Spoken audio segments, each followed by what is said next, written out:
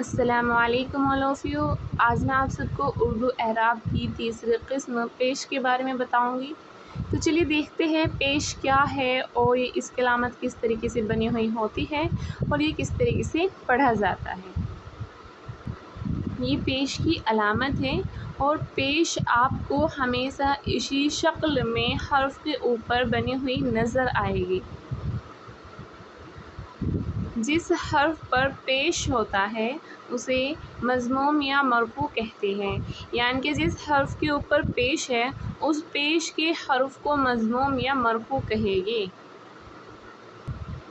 پیش کو جمع یا رفع بھی کہتے ہیں اور پیش وہ حرکت ہے جو حرف کے اوپر ہوتا ہے، یعنی کہ جس طریقے سے زبر ہمیشہ حرف کے اوپر ہوتا ہے اسی طریقے سے پیش بھی ہمیشہ حرف کے اوپر ہی ہوگا اور آواز میں گولائی پیدا کرتا ہے۔